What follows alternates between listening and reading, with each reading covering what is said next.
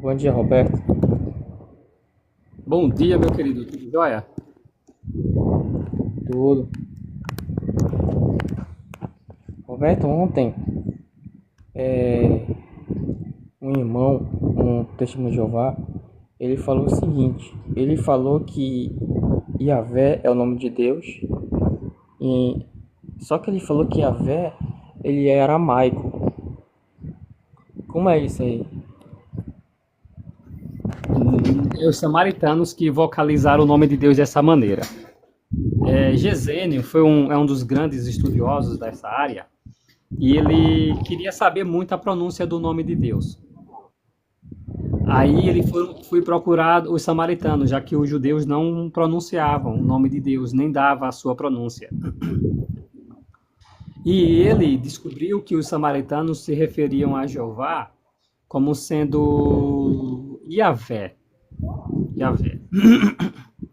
Só que dentro do texto aramaico e do texto hebraico, nós não temos um manuscrito sequer que contenha a vocalização para o nome Yahvé.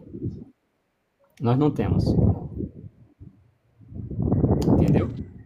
Isso aí não tem base nenhuma. Existe mais de 1.100 manuscritos com as vogais Shevá, Rolando, Kamat. Essas vogais que aparecem aí no seu perfil aí. Aparece Sim. em mais de 1.000 manuscritos. Agora, Yahvé não aparece nenhuma. Em nenhum manuscrito hebraico. Ok. Olha só, eu tenho uma teoria, eu até falei para ele também, que Yahvé é um nome grego, é uma pronúncia grega, que foi. Como é que se fala? Júpiter. Isso, ela foi adaptada de Iové, Iové, que é o deus Júpiter. Você, Exatamente. qual é a sua visão sobre isso aí? É plausível, sim, que seja. Tem uma matéria lá, se tu for entrar no meu perfil, é extensa a questão, porque tem uma outra série de assuntos que eu ainda estou analisando para postar lá no meu blog. E eu dei uma paradinha com relação ao nome de Deus, que eu já tinha colocado algumas matérias, que estava focada em outros assuntos que eu tenho aqui e preciso jogar lá, tá? Dá uma olhadinha no meu perfil, tem um link lá para o meu blog e tem justamente esses assuntos já. Ele fala desde a pronúncia, que é muito extenso, existe muita questão é, que você estuda desde a época que se proibia a pronúncia lá na época do imperador Adriano, do nome de Deus, aonde de fato os nomes de Deus passaram a desaparecer das escrituras gregas cristãs, a partir desse decreto de Adriano, né? Alguns que invocavam o nome de Deus no texto, na época ali do imperador Adriano, era realmente morto. Tem exemplo de pessoas que não deixaram de invocar o nome de Deus, Jeová, e foram mortos pelos romanos. E há de fato, essa mesclagem em que as pessoas usaram a forma Yahweh, que é muito parecida com a forma latinizada de Júpiter. Entendeu? Aí depois dá uma olhadinha nesse perfil, tu vai encontrar essas matérias, porque eu não vou lembrar todos os detalhes de cabeça quando se fala dessa questão de Júpiter ser uma Certo, aproximação do né? termo Yahvé, tá? Não, eu sei, mas aí é bom até a gente falar aqui, assim, o máximo que a gente sabe, que a gente lembra, para até outras pessoas que tá na rolagem aí, elas assimilarem e verem esse entendimento, entendeu? Porque Sim, pelo que eu sim, é verdade. estudei, É que eu não vou lembrar, pode assim, falar. eu não vou lembrar de todos os detalhes, entendeu? Porque como cita, por exemplo, eruditos, é, hebreus, os judeus, de várias partes do mundo, judeus que têm a pronúncia alemã, judeu que tem pronúncia francesa, hebraica, italiana, tá lá um monte. Eu não consigo lembrar de todos eles, que é bem melhor. O Queruvim, que já é professor há muito tempo, ele conhece bem mais do que eu acerca disso. Então ele consegue lembrar de tudo isso. Gesênio, alguns nomes que eu conheço, tá? Olivete. O Enos também, o professor Enos também trabalha muito nessa área, ele consegue lembrar disso tudo, né? Muraoka, é, aquele bem conhecido lá um dos maiores eruditos, rabino, que é como é que eu diz? Agora fugiu o nome da mente dele. Ele escreveu o Guia dos Perplexos, Maimônides. Então, todos esses. Eu preciso lembrar desses nomes, o que eles citaram, para trazer um embasamento, né? Entendeu? Então, você dando uma lida lá nesses detalhes, talvez no futuro eu faça uma live falando especificamente passo a passo.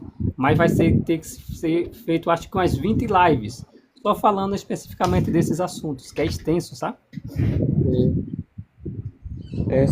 Só me fala uma coisa assim que eu nunca vi. Esse nome Yahvé, ele vem do grego, né? Quem cita e qual é o documento, o papiro, sei lá, manuscrito que é o mais antigo que aparece esse nome? São dos pais da igreja. Os primeiros que são dos pais da igreja. E é contraditório porque os pais da igreja, eles usaram a questão do nome de Deus não com base na filologia, ou seja, não com base na gramática, na fonética, na fonologia, na silabificação. Eles não basearam nisso. Eles não fizeram um estudo exaustivo para encontrar a pronúncia. Eles basearam apenas numa questão teológica, religiosa. Tá? Por exemplo, existe pais da igrejas que defendiam que Deus tinha vários nomes. E ainda assim falava que ele tinha só um, que era o Yahvé. Aí entra, por exemplo, Clemente de Roma, de Alexandria. Ele entra aí. Como é que é o nome? Não vou lembrar também. São alguns pais da igreja que é bem específicos, que eles tratam disso. Eles vão trazer a pronúncia Yahweh, Yahvé, essas pronúncias.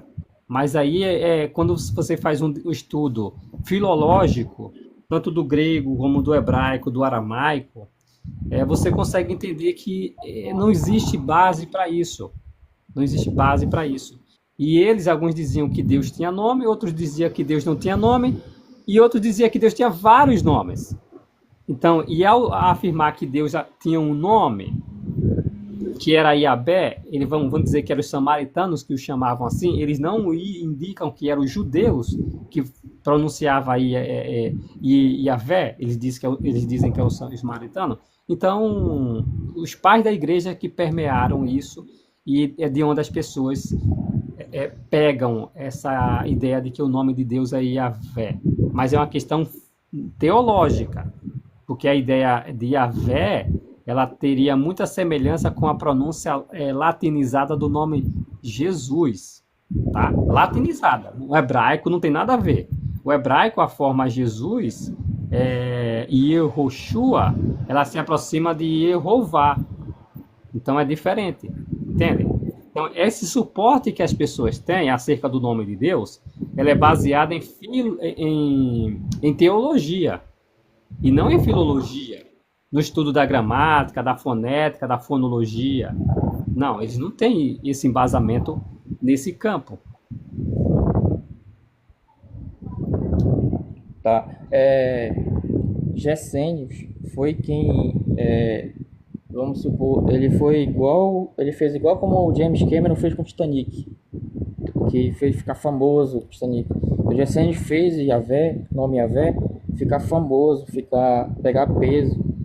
Só que Gessênios, ele cita Teodoreto de Ciro. Esse Teodoreto de Ciro foi um dos primeiros que citou Yahvé. Exato. Exatamente. Teodoreto, exatamente. Eles falam que os samaritanos que pronunciavam a forma do nome de Deus dessa maneira. Porque o que acontece? O Gesênio vai dizer também o seguinte, que o peso da evidência acerca da pronúncia de Yahweh não é tão forte como o peso da evidência de Yehová. Por quê? Por causa dos nomes teofóricos. E ele reconhece isso. Gesênio reconhece o peso da evidência da pronúncia de Jeová, porque você não tem um nome sequer no texto hebraico que se pronuncie como Yahweh. Não tem de Yahweh. Você tem a pronúncia Yehô, como por exemplo Yehoaquim, Yehoacás, Yehossafate, Yehoram. Todos os nomes teofóricos eles são pronunciados Yehô, não Ia. Sim, Por exemplo, nem na própria Septuaginta, que foi a tradução para o grego, você tem a pronúncia Iá.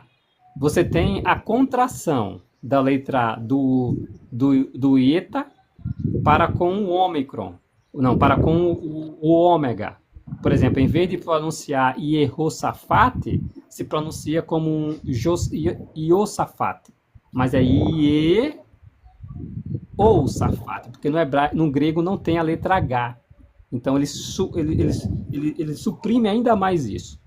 Enquanto o hebraico você pronuncia Ieho, porque esse re, ele é gutural, ele é pronunciado como um R da risada.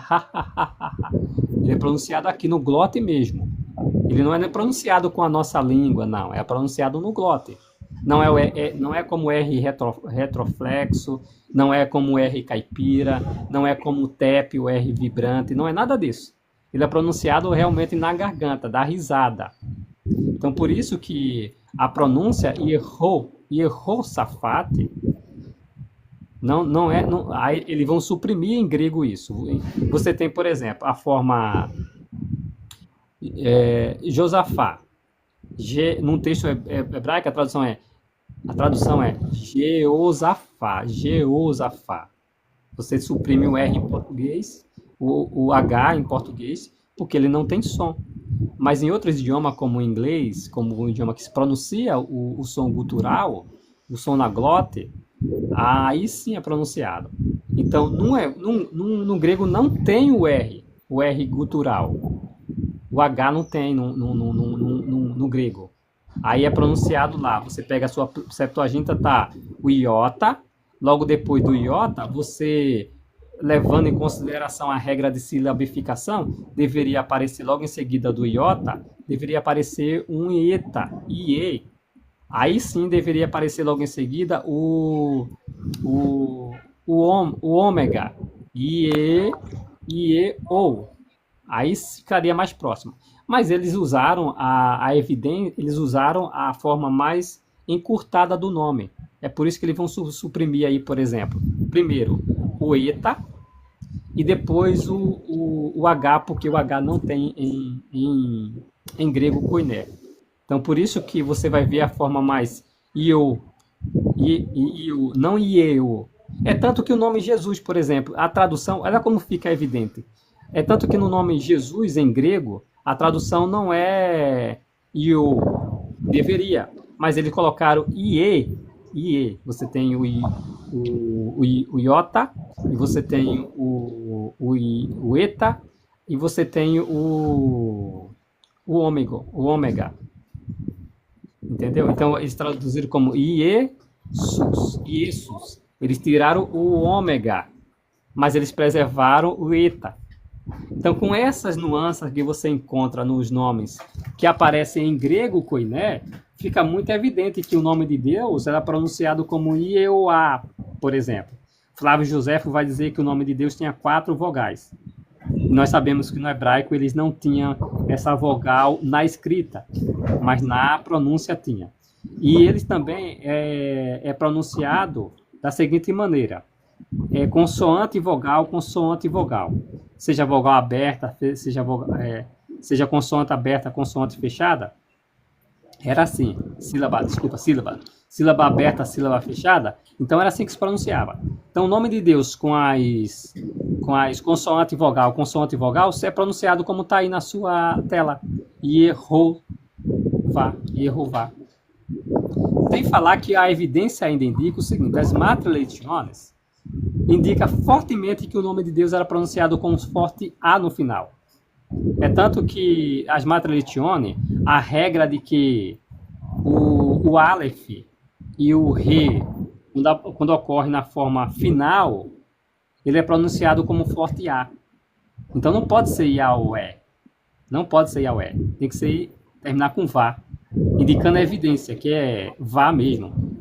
E com base nos nomes teofóricos que nós citamos, o início, a primeira parte do nome, dos nomes bíblicos, Jeosafá, Jeorão, Jeosafá, tudo isso é pronunciado Yehu, Jeú, indica muito forte, a evidência é muito forte de que provavelmente a pronúncia do nome de Deus nos tempos bíblicos, pelo menos ali no primeiro século, era pronunciado como Yehová. É muito forte essa evidência. Sim, concordo. Aí ele falou uma coisa assim estranha, ele falou assim que a Bíblia não foi o primeiro livro a ser escrito, que foi o Alcorão. Falou que Moisés não sabia escrever, que não sabia falar. O que tu tem a dizer sobre isso? Quem disse isso? O TJ. Não é. Não é TJ não. Essa pessoa não é TJ não. Pois é. Não é não. Né? Ela não é TJ. Pode descartar que ele não é TJ não. Ó, nós temos evidência muito forte de que, sim, os hebreus sabiam escrever. O ceticismo da fé, o ceticismo da academia, o pastor diz assim, meu irmão, nem os atuais judeus sabem a real tradução do tetragrama. Ô, meu querido pastor Mauro, será que eles não sabem, Mauro? Ou será que eles não querem contar isso? Mauro, os judeus de hoje, eles fazem a mesma coisa que eles fizeram no livro de Jeremias e que eles foram alertados várias vezes desse perigo. E eu vou ler para o senhor aqui e, por favor, o senhor pode depois verificar na sua própria Bíblia, tá? Ó, no livro de Jeremias, o capítulo 23...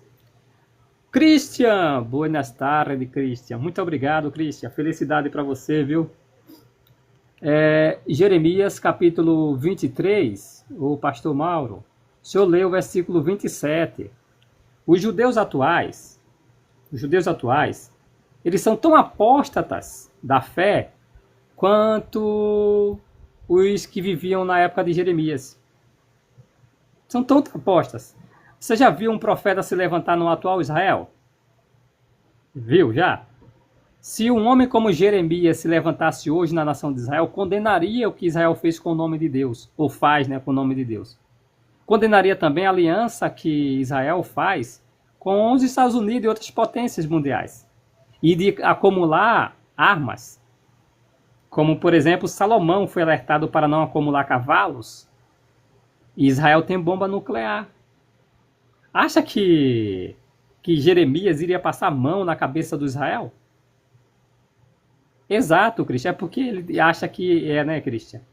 Então, aqui no livro de Jeremias, capítulo 23, versículo 27, diz assim, o pastor Mauro: com os seus sonhos, os líderes judeus, que contam uns aos outros, eles querem fazer o meu povo se esquecer do meu nome, assim como nos dias de seus pais se esqueceram do meu nome por causa de Baal. Baal é uma tradução que significa dono, senhor, mestre. E ao fazer esse par mínimo, vamos dizer assim, entre senhor, Baal, que significa senhor, e o nome de Deus, eles começaram a enfatizar mais Jeová como sendo Baal. Porque Baal é nome, é marido. Jeová é chamado na Bíblia de Baal. Mas em que contexto? De que ele é marido da nação de Israel. Mas não no sentido do nome próprio que recebeu o Deus falso. Baal, feito de pedra. Então eles, Baal, o Baalinhos que adoravam que tinha o nome próprio de Baal, foi confundido com o substantivo comum, que é marido. Entendeu? Baal é marido. Mas ele é usado tanto como nome próprio, como nome comum. Entende? Então, é mais ou menos assim nos nossos dias. Por exemplo, Maria e José, ele é um nome comum. Não é um nome comum?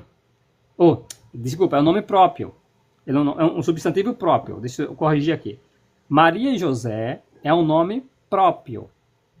Mas se você perceber em algumas regiões, Maria e José, eles passaram a ser subentendido como um substantivo comum. Ué, como assim? Quer ver? Quando você esquece o nome de alguém ou não sabe o nome de alguém, você diz assim: Ô Dona Maria. Dona Maria, às vezes não é o nome dela. Aqui, pelo menos no Nordeste, acontece muito isso. A gente não sabe. Dona Maria não é o nome da pessoa. Mas nós transformamos esse nome próprio, esse substantivo próprio, em um substantivo comum. Todo mundo que nós não conhecemos, nós nos dirigimos quando Dona Maria. Ou como seu Zé. Seu Zé! O nome dele não é Seu Zé. Mas se tornou. Então é isso que aconteceu. O nome Baal, ele era um nome, era um substantivo comum. Abraão é chamado de Baal. Por quê? É dono, é marido. Sara chamava ele de Baal, de marido. Não era errado isso. Mas chegou ao ponto de se tornar um nome próprio. Um Deus dado, um nome dado a uma divindade cananeia ali. Um Deus cananeu. Aí, o que é que aconteceu? Eles misturaram ali, tornando o nome de Baal, transferiram para o nome Jeová. Eles só queriam chamar Jeová de Baal. Esse está errado. Aí eles estavam ocultando, sepultando o nome de Deus. Então, é como os judeus atuais, o pastor Mauro. Não sei se o senhor ainda se encontra na live. É como os judeus atuais. Eles fazem isso. Eles fazem isso. Quer ver um teste disso? Claro, que vai provar para o senhor que ele sabe a pronúncia. E que ele sabe a pronúncia, mas eles não querem dizer. Ó, note aí para o senhor saber. Ó. O nome de Deus, o tetagrama, no texto bíblico, ele é escrito dessa maneira, como está no perfil aqui do Observações. Ó. Lá embaixo aqui tá, ele se escreve da direita para a esquerda, tá? É o Iode, o Re, o Vav e o Re. Eles vão dizer que eles não sabem a pronúncia desse nome. Deixa eu só tomar um gole d'água, tá? Eles vão dizer que eles não sabem a pronúncia desse nome.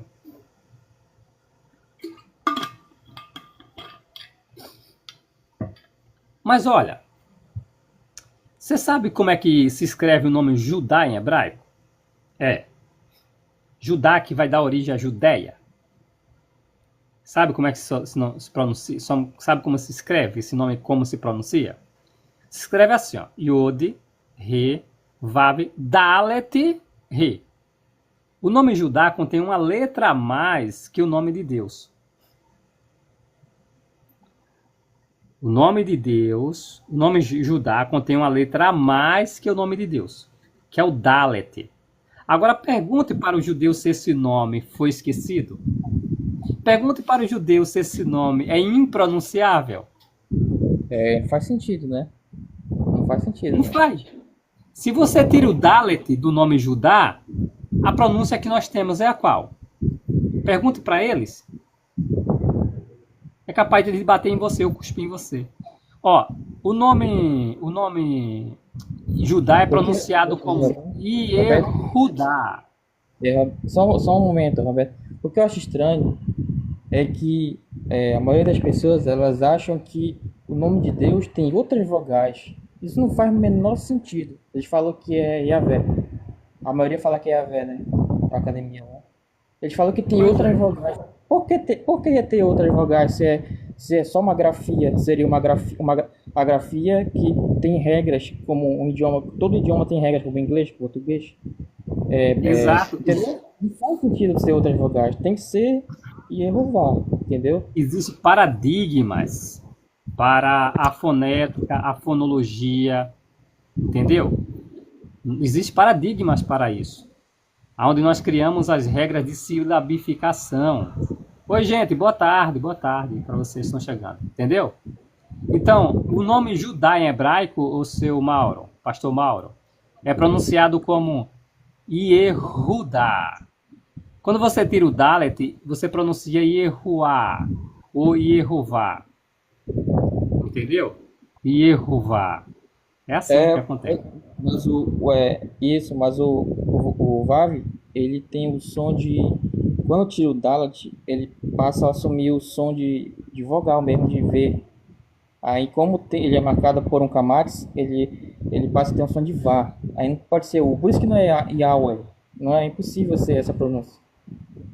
Pois é, exatamente.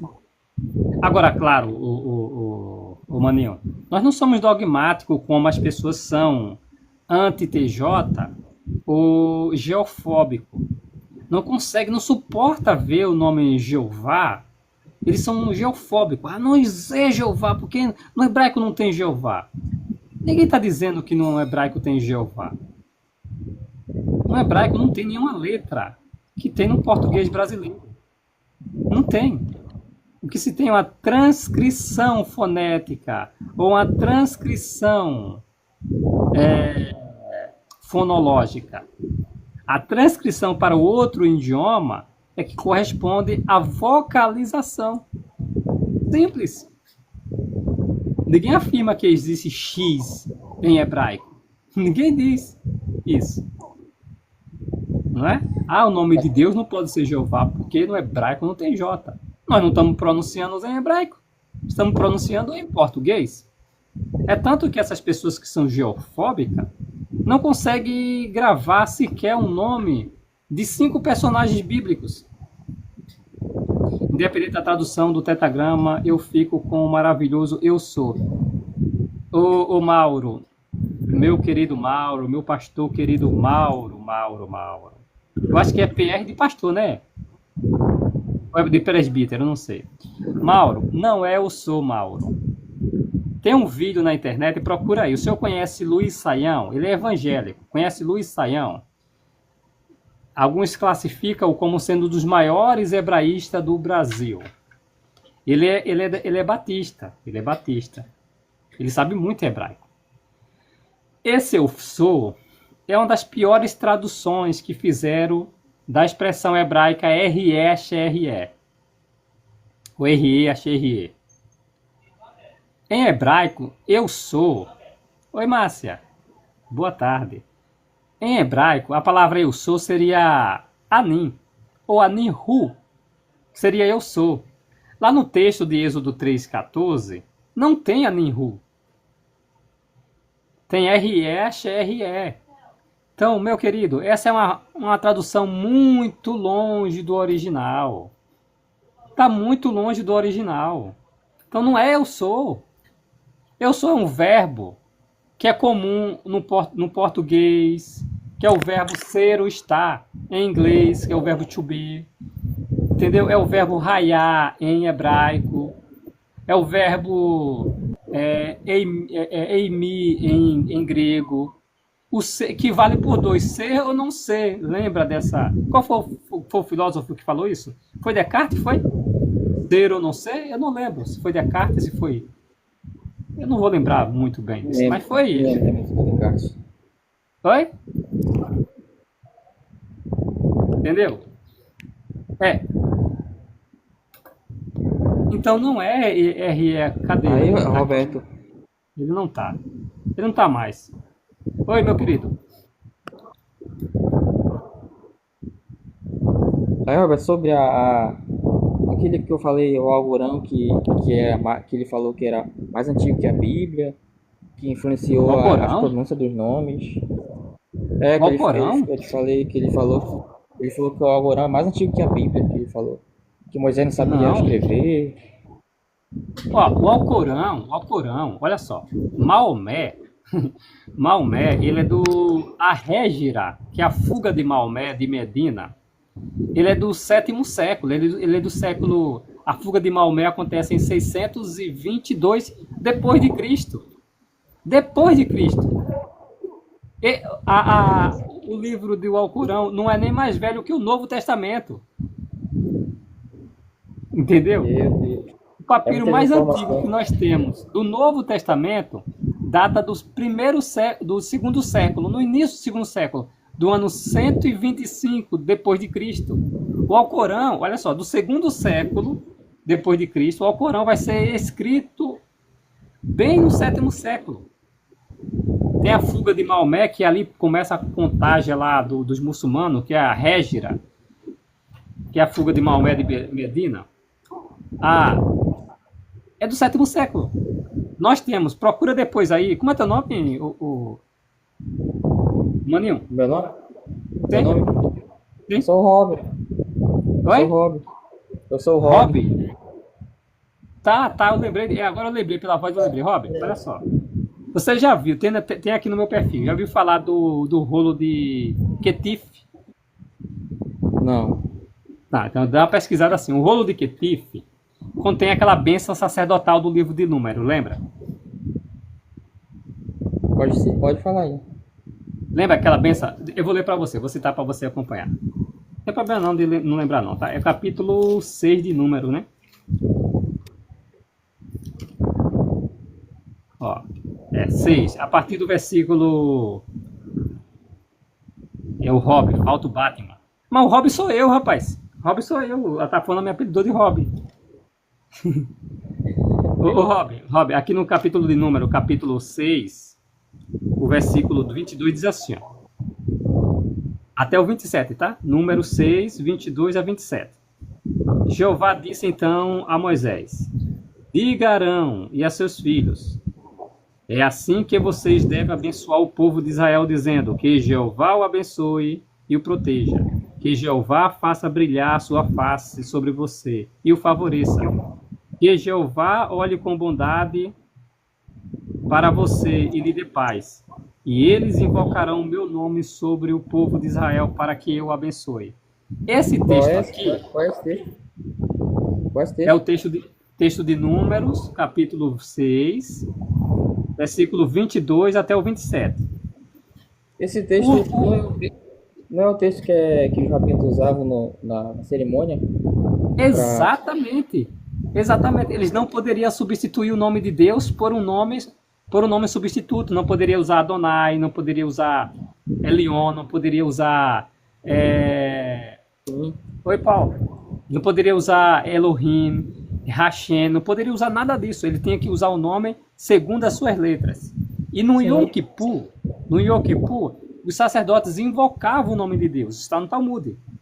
Outro detalhe interessante é que Flávio Joséfo vai dizer que com a destruição do templo, o povo comum invocaram o nome, o grandioso, atemorizante nome de acordo com suas letras.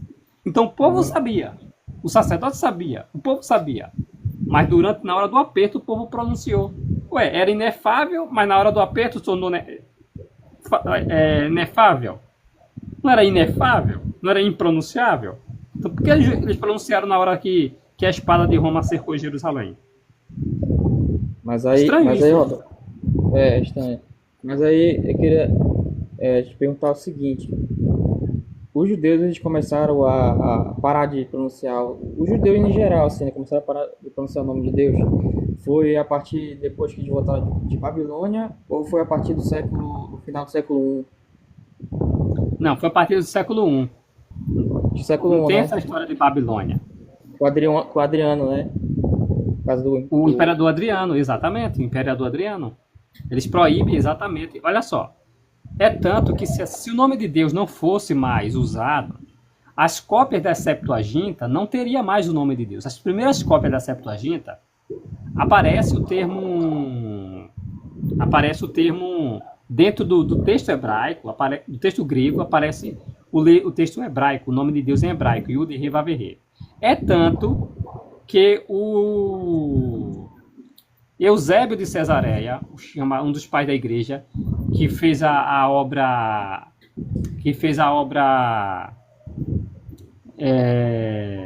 História Eclesiástica, o que é que ele falou? Ele riu dos que não sabiam ler hebraico, liam grego.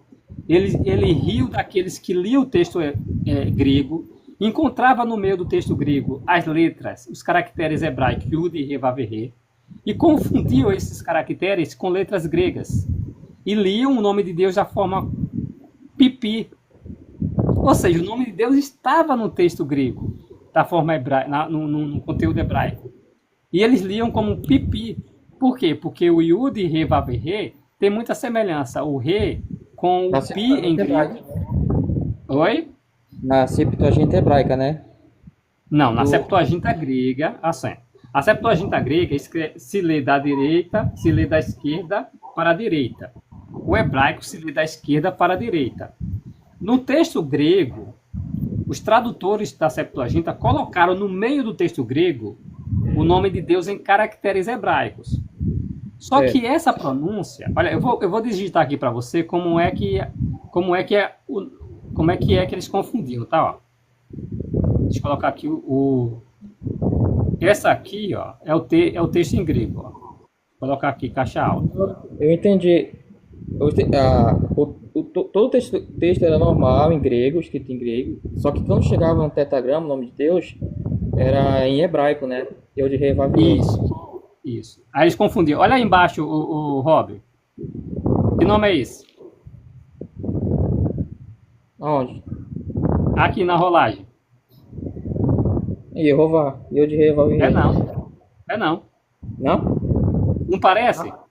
Ah, parece. Não, Parece, mas isso essa aí é aqui grego. é grego, é? É Ah, grego. é? Isso aí tá pi. Eles Ah, confundiam é. assim. Eles confundiam. Olha o nome de Deus. Olha o nome de Deus agora. Deixa eu escrever o nome de Deus aqui. Mas aí que letras é essas aí? Dessa forma que você colocou? Pi é o pi, o iota, o pi e o iota. Pipi mesmo. É, pi mesmo. Mas eles quem que fazia Eles isso? falavam pipi. Eles viam o nome de Deus e chamavam pipi. Porque é Ah, semelhante. eles liam dessa forma. Exato, porque eles achavam que eram consoantes, consoante grega, quando na verdade era consoante hebraica. E eles deveriam ler da direita para a esquerda, e ele dava continuidade à leitura linear do texto grego e passava direto com o nome de Deus, lendo pipi, sem entender que aquilo eram letras hebraicas e não gregas. Entendi. Aí eles pensavam que era letras gregas. Eles pensavam que eram letras gregas, exatamente. Entendi, agora eu entendi isso aí. Deixa eu comentar aqui. Olha como é parecido o nome de Deus agora. Deixa eu ver se o não vai bloquear.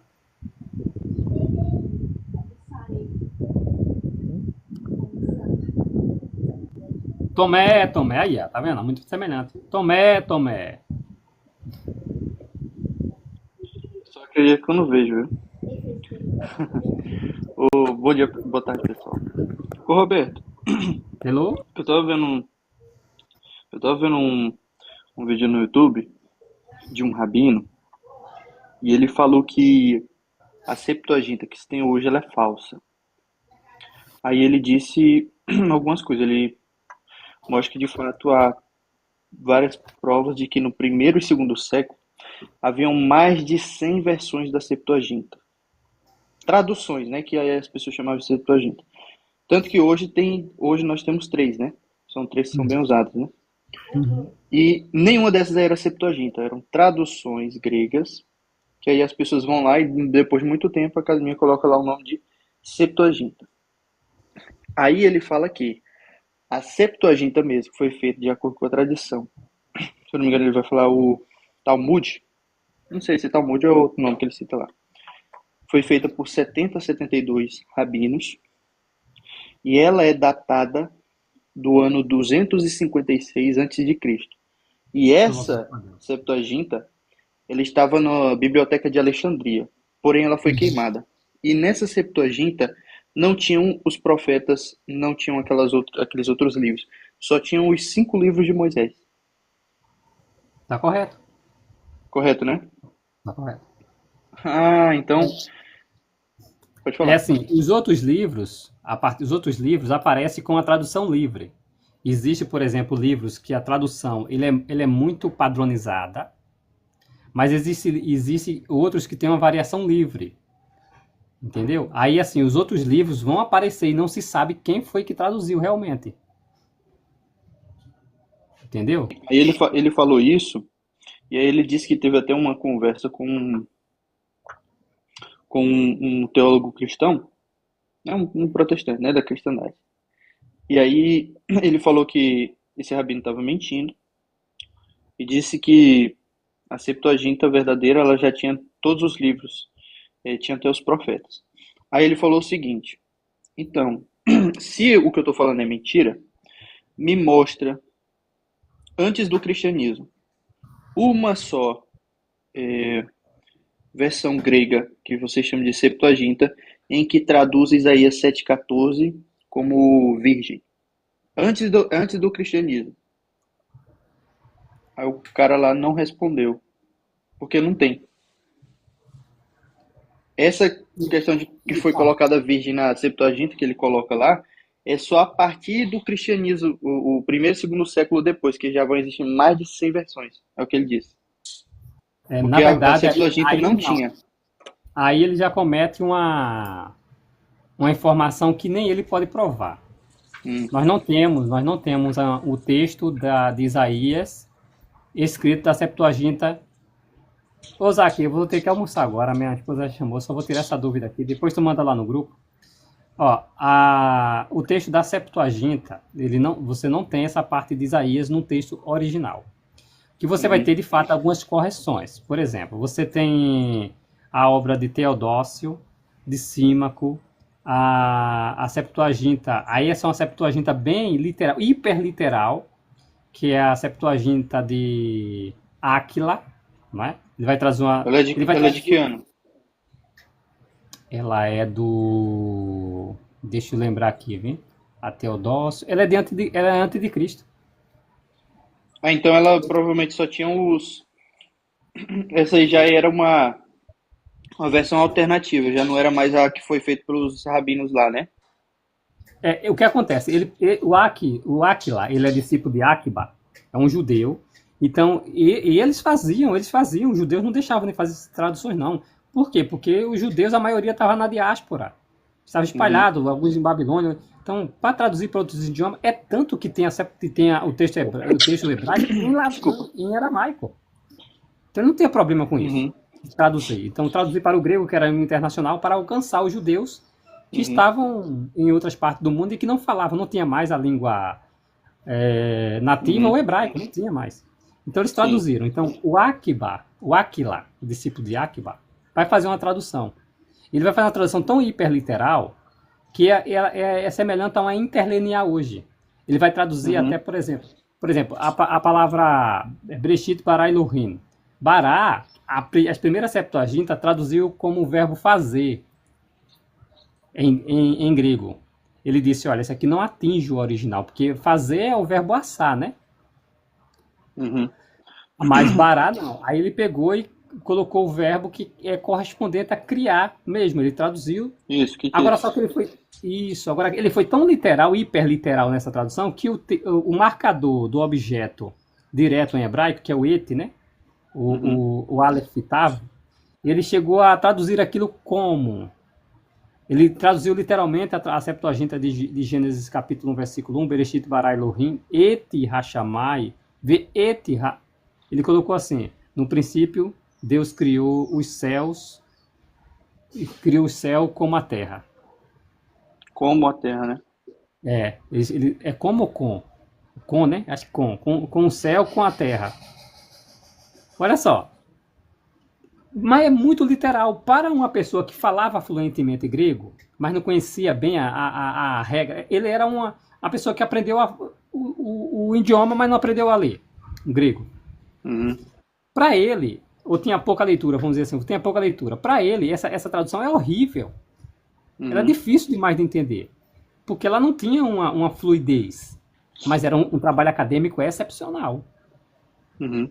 É quase e essa aí ela é encontrada hoje? Deixa eu ver. Sim. Eu não sei se tem fragmento dela, aí eu vou pesquisar como é que ela sobrevive. Você tem vários catálogos, mas tem fragmento dela, tanto de Símaco, como de Teodócio, como de Áquila. Tá? Aí eu vou ter que relembrar isso aí.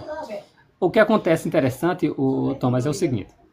O que vai acontecer, o que vai fazer os judeus se distanciarem da Septuaginta é, de fato, após a chegada de Jesus de Nazaré e a identidade dele como Messias. Os judeus vão deixar de acreditar, a maioria dos judeus rejeita Jesus como Messias, e é daí que eles se afastam da Septuaginta. É daí. Por quê? Porque a Septuaginta vai traduzir de fato a palavra alma, né, como Parthenos, que é Uhum. virgem. Só que olha que interessante, a palavra alma e betulá é quase semelhante às palavras que nós temos em português. Por exemplo, a Sim. palavra moça em português, ela pode significar tanto alguém jovem como alguém realmente virgem. Uhum. Ela não é restrito à virgindade. Sim. Moça, pode ser uma pessoa jovem. Eu posso dizer assim, olha, mas a menina é jovenzinha, moça. Mas eu não estou me referindo à intimidade sexual dela. Estou dizendo Uhum. moça no sentido de ela ser jovem. Mas ela pode significar ser virgem mesmo, mas pode significar alguém que simplesmente jovem.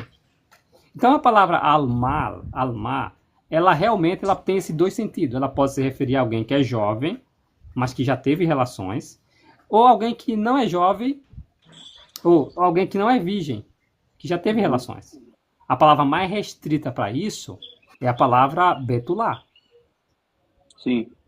Né? Aí betulá aparece como alternância, ela é alternada no texto de Gênesis, onde Raquel é chamada tanto de Almal quanto de Betulá, antes Sim. de ter relações.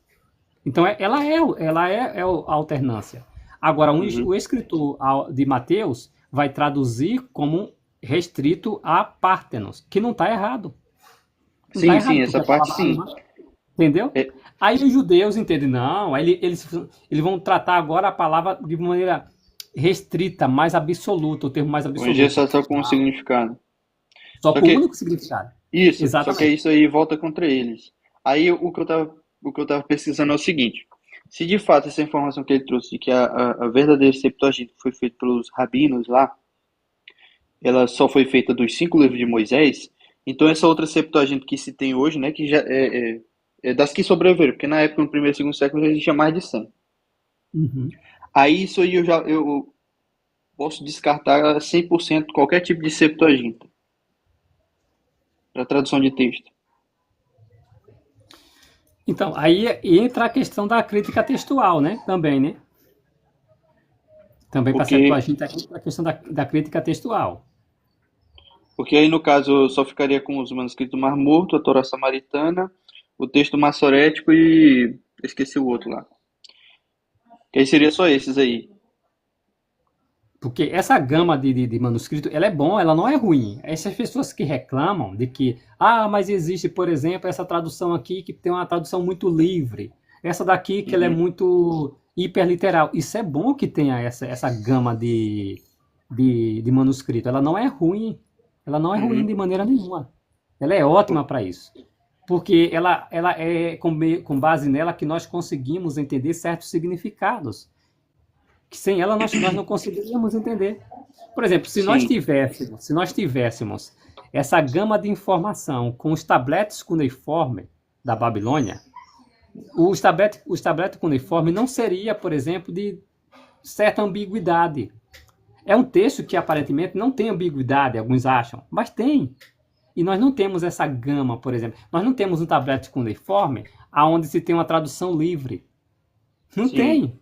Porque se tivesse por exemplo, nós temos vários tabletes cuneiforme. Esse aqui é hiperliteral, esse aqui nós não temos. Nós não temos nem sequer um tablete cuneiforme com um interlinear. Nós não temos.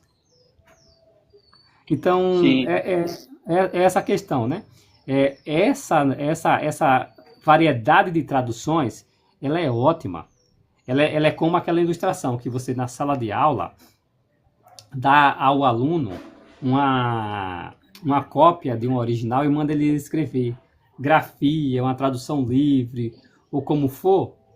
Vocês copiem ela, vocês podem fazer uma tradução livre, você pode fazer. Quando você vai comparar, há 1000 anos depois, vamos comparar tudo isso aqui. Olha, isso aqui escreveu de uma forma livre. Mas essa palavra aqui, como é que era entendida na época?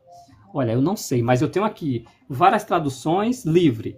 E eles traduziram aqui, essa palavra que é de difícil tradução para nós hoje, eles traduziram aqui, olha, alma, eles traduziram aqui como virgem.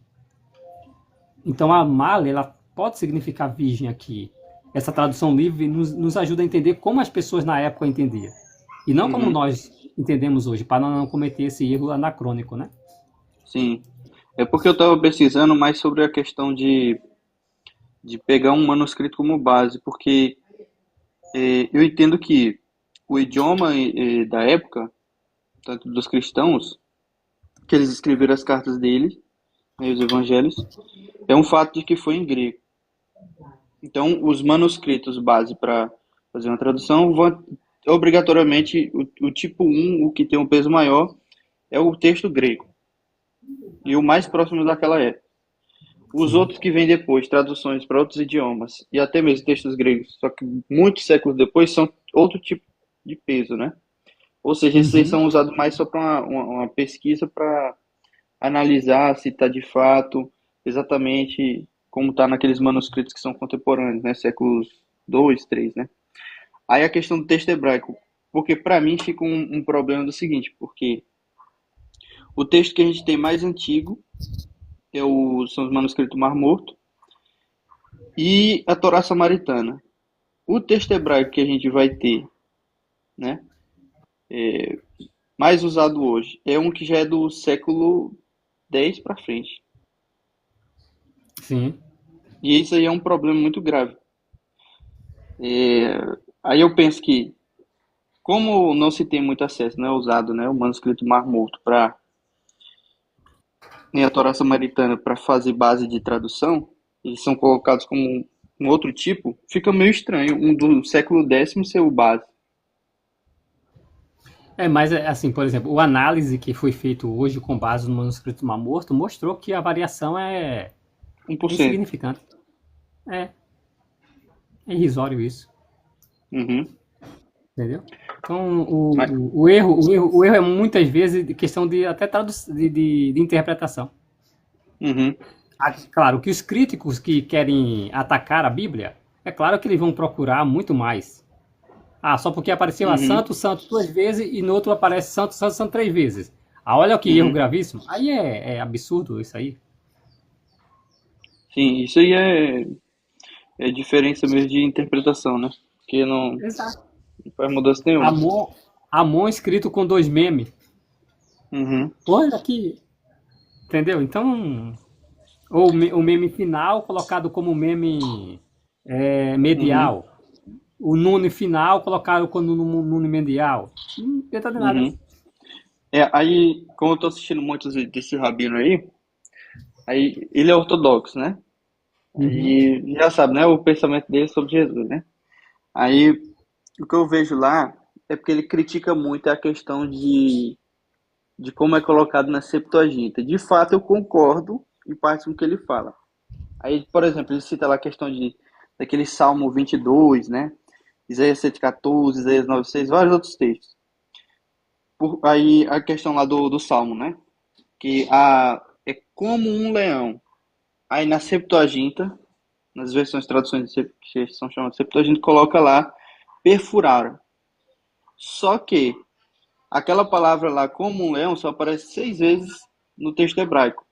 E ela sempre significa como um leão, nunca perfurar. Aí, na Uhum. visão dele, isso é uma corrupção textual, quando a pessoa muda dessa forma, né? Aí, tanto que eu fui até olhar na tradução Novo Mundo, Roberto, e lá não coloca perfurado, Uhum. coloca como um leão. Uhum. Aí eu Olha o que fico. acontece. Pode falar. Abandono, olha o que acontece. Essa questão, a questão que nós precisamos ter uma análise bem cuidadoso com relação a isso, pelo seguinte fato. A análise que os rabinos fazem em cima do texto hebraico e que eles vão mencionar que contém um erro lá, só são uma questão relacionada ao messianismo. Uhum, Você não sim. tem um questionamento deles com relação às Bíblias cristãs, por exemplo, em Gênesis capítulo 1, versículo 1, eles traduziram errado aqui. Por quê? Porque nessa Uhum, questão não tem nada a ver com o messianismo, profecias messiânicas. É a sim. mesma questão que a maioria dos evangélicos vão fazer contra a tradução do Novo Mundo. Eles Uhum, não vão acusar nenhuma outra parte, mas eles vão cair em cima de tradução como uma tradução errada com base numa questão teológica. Então é a mesma coisa que os rabinos ortodoxos fazem. Não é uma questão, muitas vezes, de gramática. Hoje eu assisti o vídeo do Mirra, por exemplo, até eu comentei no vídeo do Mirra, que ele diz lá, por exemplo, que a palavra bar, que é a palavra honre, beije um filho, para que Deus não se ire, ele parte de um pressuposto teológico que os cristãos usam como um aspecto messiânico. E nós esquecemos o aspecto messiânico, eu comentei. O contexto indica claramente que ali se trata do filho. Mas aqui é uma questão interpretativa para o Messias Jesus Cristo. Mas ali se refere ao filho mesmo. Mas quem? Evidentemente ao filho de Davi, Salomão. Porque o contexto indica isso. Hoje eu me tornei teu pai, você é meu filho. Peça que eu te dou nações como herança, e os confins da terra como tua propriedade. Aí honre ele, honre o filho. Aí ali ele vai ter uma quebra de paradigma para dizer o seguinte, isso aqui não pode se encaixar dentro da teologia de que Jesus. Então, olha a questão principal. A briga aqui não é muitas vezes gramatical. É uma questão de teologia. Isso. Então, logo em seguida você percebe isso. Então, os rabinos, muitas vezes, eles não analisam o contexto, como foi o caso no Mirra, não analisou o contexto, isolou apenas o texto e disse que a palavra bar, que aparece lá, não é filho. E ele mesmo reconhece que dentro do Talmud a palavra ali é filho. Mas como existe uma tradução, como Almeida, que vai traduzir lá assim, honre o filho para que o filho não se ire. Só que para que ele não se ire é uma referência a Deus que entroniza seu filho, entroniza o rei, chamando de filho, e diz, olha, honre o filho para que Deus não se ire. O sujeito é retomado ali como sendo Deus, e não o filho. Entende? Sim. Então, é nesse quesito que eles cometem esses erros. Ao tentar derrubar uma questão teológica, e não fazer uma tradução honesta. É tanto que a tradução do Google não faz, né?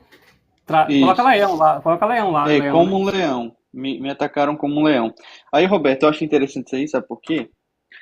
Porque quando você pega a tradução do Novo Mundo, e você vai comparar ela com outras Bíblias, você vê que a tradução do Novo Mundo coloca exatamente como está lá no texto hebraico. As outras traduções, elas mudam. Por exemplo, se você olhar numa Bíblia Almeida, Isaías 7,14, lá vai estar virgem. A mulher ao qual Isaías fez aquela profecia que se aplicou primariamente, ela não era virgem. Era uma mulher jovem. Mas aí entra a questão o quê? Do duplo cumprimento. Que vai entrar e vai se aplicar a Jesus, mas não como uma mulher jovem, no sentido de ser uma mulher que já é casada e já não é mais virgem. Mas no sentido de que era uma mulher jovem e virgem mesmo. Que era o segundo entendimento da palavra. Aí é isso que eu acho interessante. Por quê? Eles acham que esse rabino, ele acha que por estar daquele jeito ali, isso invalida a profecia, a aplicação que foi feita a Jesus. Só que eu estava vendo lá do Isaías 9,6, ele cometeu um erro, porque ele disse o seguinte, Isaías 9,6, ele disse que não é uma profecia messiânica. Ele disse, não é uma profecia messiânica. Aí ele diz que, quando você pega lá do 7 até o 12 de Isaías, ele diz que são capítulos messiânicos. Aí ele falando, olha, Isaías 9,6, aqui no versículo 4 e 5, tem uma citação de Gideão, e eu concordo com essa parte. Realmente é uma comparação com Gideão, do trabalho que ele fez. E aqueles títulos lá também se aplicam a ele. Aí ele vai fazer uma aplicação do versículo 6 em diante para o rei Ezequias. Mas não pode ser Ezequias, não tem como. Pelo seguinte fato, Ezequias... É questão temporal. Não é uma questão temporal também, é uma questão seguinte, cara. Veja só. Quando você pega, por exemplo, o versículo onde diz assim... deixa eu abrir aqui, você achar interessante o texto, né? Porque muitas vezes a gente não para pensar nessa questão. Eu vou almoçar, depois eu volto para a gente entrar nesse detalhe de maneira mais profunda, tá? Mas eu vou ler o texto em que se trata. Por exemplo, no capítulo 8, menciona a partir do versículo 20, fala da aflição que a terra passaria. Da grande aflição que a terra passaria. Da fome que ela teria e da escuridão que ela teria. Logo em seguida, no capítulo 9, menciona a terra de Zebulão, a terra de Naftali. Onde é que ficavam essas terras? Na Galileia. Uhum. Na Galileia. Zedequias não dominou aquela terra. Ezequias, no caso. Zedequias não. Ezequias não dominou aquela terra. Uhum. Então não pode se aplicar a Ezequias. Ezequias Isso, governou Judá. isso. Aí sabe o que Então ele falou? como é que a Galileia pode ter visto uma grande luz se Ezequias não brilhou na Galileia? Aham. E aí é isso que entra, porque primeiro ele disse que não é uma profecia messiânica, ele disse que do capítulo 7 até o 12 é messiânico. Aí ele não aplica o Messias Jesus, né? Mas ele aplica o Messias daquela época. Aí ele diz lá do 4 e 5 que eu concordo, que ali é uma comparação com Gideão. O texto, tanto que o texto vai falar. Eu acho que o livro Profecia de Isaías fala também. Aí quando chega no 5, Gideão? Qual? isso, se eu não me engano, é Gideão. Versículos 4 e 9:4? 5. 9, versículos 4 e 5. Ah, tá. Então, é o seguinte, nesse caso Isso, é aqui uma é interessante. comparação. Aí é uma comparação. É uma comparação com o que aconteceu lá em Gideão e que Exatamente. Jeová iria salvar, e não só com Gideão, tá? Há também uma Uhum, citação do que aconteceu no Mar Vermelho. No Mar Vermelho. Jeová também menciona o Mar Vermelho, é um uhum, comparativo com o que aconteceu no Mar Vermelho. E a vitória que sim. aconteceu, por exemplo, em Gideão, com Gideão em Midian, também é um comparativo do que aconteceria lá e Jeová fala assim, vocês não lembram da ocasião que eu libertei vocês do Mar Vermelho? Do Mar Vermelho? Uhum, Vocês não lembram da ocasião em que salvei vocês em Midian? Vocês não lembram, por exemplo, de tudo isso? Então eu farei da mesma forma de novo, se for preciso. isso, uma comparação. Aí essa profecia está se referindo a muito tempo depois de que viria alguém. E eu entendo que tem um primeiro cumprimento aí, só que eu não sei identificar quem é esse primeiro cumprimento. Mas eu acredito que ele tem um primeiro cumprimento. Aí o segundo cumprimento, que seria um cumprimento maior, se dá com Jesus. Mas não naquela vinda dele, mas o que ele faria depois, né? Que aí fala que ele seria príncipe da paz. Jesus ele foi príncipe da paz quando estava na Terra? Sim, porque ele pregou a paz, não pregou rebelião, né, contra o Roma nem nada do tipo. Mas não iria se dar naquele momento, iria se dar muito tempo depois, na segunda volta dele. Aí ele fala o seguinte, que isso aí se aplica a Ezequias. Aí, cara, eu achei muito estranho, porque ele fala que Ezequias foi príncipe da paz. Aí ele cita lá o cenário que teve, né, do cerco de Sinaqueribe e tudo mais. Aí ele coloca que ele foi esse príncipe da paz, porque ele orou e intercedeu pelo povo. Só que não faz muito sentido, isso não é ser príncipe da paz. Não tem nada a ver, porque o povo já fazia isso também. Então os outros também eram príncipes da paz. Aí quando chega na parte de Deus poderoso, Deus forte, aí que eu acho que é o problema mais grave. Porque ele diz que o nome Ezequias já significa Deus poderoso, só que não significa isso. Como que ele faz uma aplicação dessa? É muito estranho. Eu não sei como é que os judeus, os rabinos daqui do Brasil, eles colocam isso aí. Se eles colocam Ezequias ou outra pessoa. Mas que é Eles Ezequias não tem colocam como, não. Ezequias. Eles colocam Não tem Ezequias. como. E assim, e cronologicamente ele não faz sentido ser Ezequias pelo seguinte fato. Ó.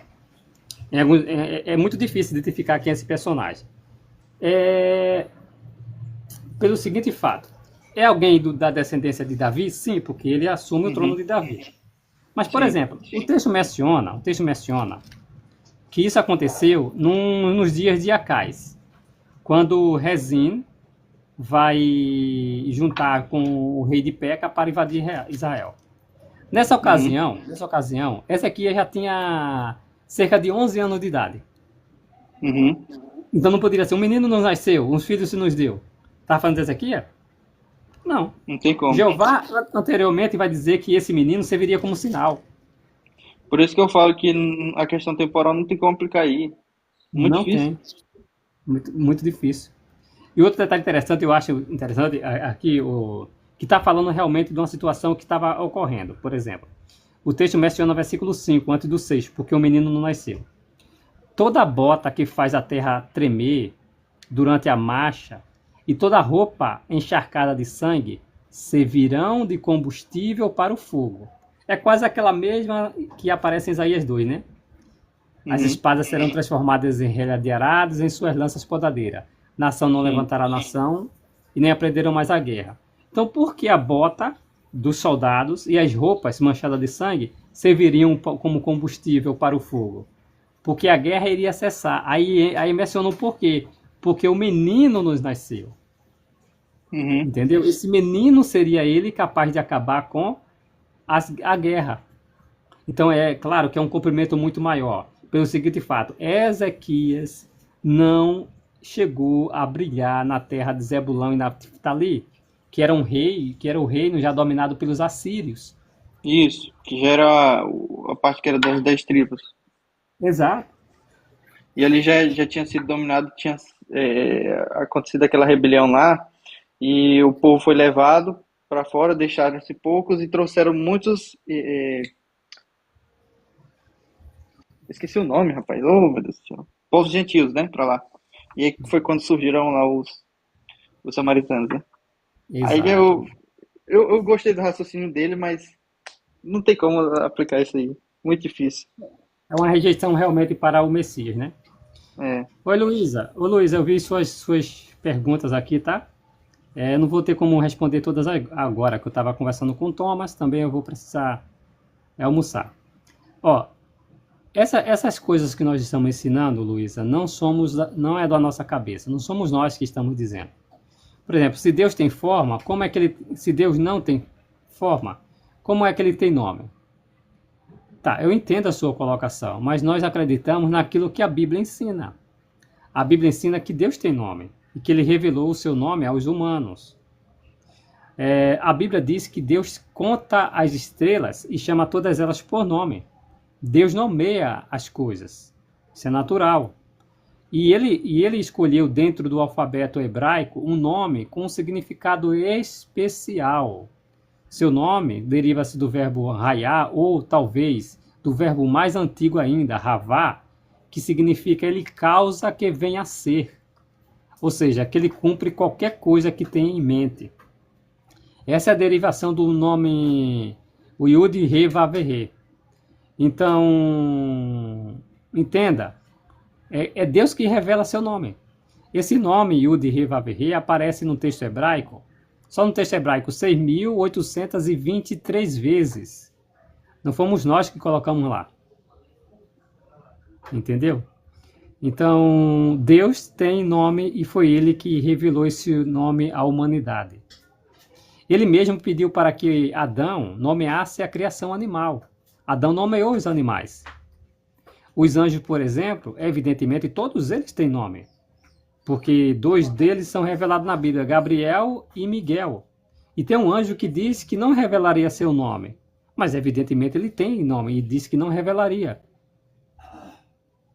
Então, se ele não revelaria, porque ele tem esse nome, mas não poderia revelar. Então, todas as coisas têm nome. O Criador do universo, Deus, ele também tem um nome. Esse nome aparece mais de 7.000 vezes no texto hebraico, tá? Na Bíblia Sagrada. O próprio Jesus disse, santificado seja o teu nome. Não fomos nós que criamos a oração do Pai Nosso. Foi o próprio Jesus que nos ensinou. E nessa oração ele disse que nós orássemos para que o nome de Deus fosse santificado. Entendeu? Outra pergunta que eu vou responder brevemente para você, que você disse, Deus é mistério.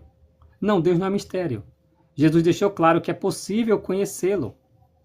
Jesus disse em João 17,3 que as pessoas só obterão a vida eterna se conhecerem o único Deus verdadeiro e aquele a quem Jesus enviou, aquele que Deus enviou, Jesus Cristo. Então, Deus não é mistério. Depois você dá uma lida no Provérbios capítulo 2, versículos de 1 a 5, onde no final mostra uma atitude em que você deve tomar, inclinar seu coração, procurar como se procura prata, como se procura tesouro escondido. Aí diz no final lá, e então você achará o conhecimento de Jeová. Encontrará o conhecimento de Deus. Entendeu?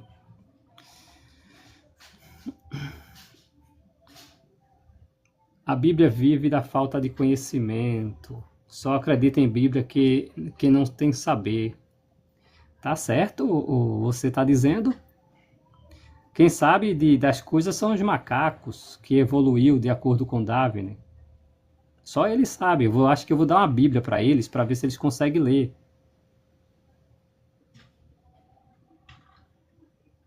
Né, o Roberto falou coisa bem interessante sobre isso, né?